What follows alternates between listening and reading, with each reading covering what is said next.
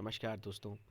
आज मैं आपके बीच में आया हूँ एक बहुत ही संदेश देने वाली कहानी के साथ। आपको अपने स्क्रीन पर सामने एक जार दिख रहा होगा, एक बीकर दिख रहा होगा। ये जो है एक नॉन लिविंग ऑब्जेक्ट आपको अपने सामने जो दिख रही है, लेकिन ये बहुत ही जीवंत संदेश आपको दे के जाएगी। ये जो कहानी है, ये कहानी है एक अध्यापक और उनके छात्रों की। एक अध्यापक जो हैं वो अपनी कक्षा में आते हैं और ऐसा एक जार लेके आते हैं। अध्यापक के पास कुछ पत्थर के बड़े टुकड़े, कुछ छोटे टुकड़े और कुछ रेत था। छात्र ये सब देख के हैरान थे कि अध्यापक ये सब सामान आज क्यों कक्षा में लेके आए हैं। अध्यापक का मकसद जो था छात्रों को कुछ संदेश देना था, कुछ मैसेज देना था, ताकि वो अपने जीवन को समझ पाएँ, अपने जीवन की यात्रा को समझ पाएँ और उसे सही रूप दे पाएँ।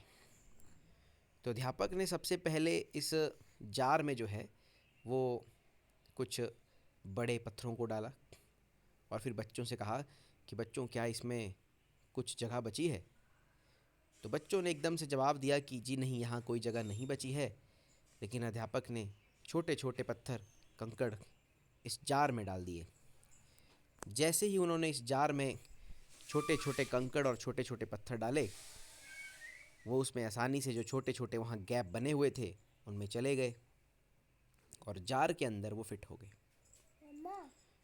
थोड़ी देर के बाद अध्यापक ने बच्चों से फिर पूछा कि क्या जार में कोई खाली जगह बच रही है? तो बच्चों ने कहा कि नहीं, अब ये पूरी तरह से भर चुका है। तो अध्यापक ने अब वहाँ पर रेत डाली। जो और भी छोटे गैप, एयर गैप वहाँ बन रहे थे, वहाँ पर रेत जो है वो चली जाती है और अब जार जो है पूरी तरह से भर जाता है। तो इस पूरी प्रक्रिया में एक बात देखी गई कि पहले बड़े पत्थर डाले गए, कुछ थोड़ी जगह बची थी, फिर छोटे पत्थर डाले गए, फिर और थोड़ी सी जगह बची थी, वहाँ पर रेत डाल दी गई और अब जार जो था वो पूरी तरह से भर चुका था। फिर अध्यापक ने यही प्रक्रिया को जो है उल्टी तरह से किया है।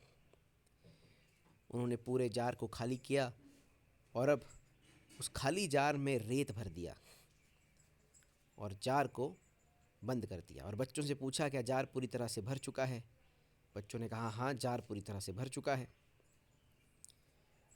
जार अब रेत से पूरी तरह से भर चुका था। छोटे छोटे एयर गैप कुछ नहीं बचे थे। अब उसमें ना बड़ा पत्थर आ सकता था, ना छोटा पत्थर आ सकता था। तो इसी कहानी में अध्यापक ने बच्चों को इस कहानी का निष्कर्ष बताया कि हमारा जीवन भी जो है इस जार की तरह है।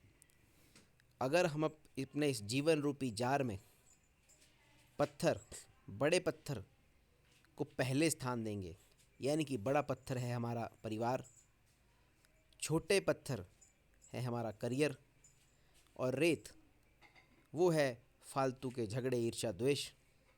तो अगर आप ईर्ष्या, द्वेष, फालतू के झगड़ों को पहले स्थान दोगे तो वहाँ पर आप बड़े पत्थर यानी कि परिवार, छोटे पत्थर यानी कि करियर को महत्व नहीं दे पाएंगे। इसीलिए अध्यापक ने उन्हें कहा कि आपको अपने जीवन में अपनी प्रायोरिटीज़ को सेट करना है। आपकी क्या प्रायोरिटीज़ हैं, उन्हें प्रथम स्थान देना है। अपनी फैमिली को प्रथम स्थान देना है, उसके बाद अपने करियर को प्रथम स्थान देना है। अगर आप छोटे छोटे झगड़ों को प्रथम स्थान देंगे तो रेत की तरह हो जाएगा कि आप अगर पहले रेत डाल देंगे तो वहाँ पर ना आप अब पत्थर डाल सकते हैं बड़े, ना कंकड़ डाल सकते हैं। तो ये कहानी में अध्यापक असल में बच्चों को ये बताना चाहते हैं कि जीवन में जो आपके महत्वपूर्ण कार्य हैं, जो प्रायोरिटीज़ हैं, उन्हें आप प्रथम स्थान दें और उसके बाद आने वाले क्रम अनुसार आने वाले कार्यों को महत्व दें और फालतू की चीज़ों को महत्व ना दें, नहीं तो आप अपने जीवन में पिछड़ जाएंगे। इसी के साथ मैं अपनी इस कहानी के साथ अलविदा लेता हूँ। मेरा मानना है कि आप इस कहानी से कुछ ज़रूर अवश्य सीखेंगे।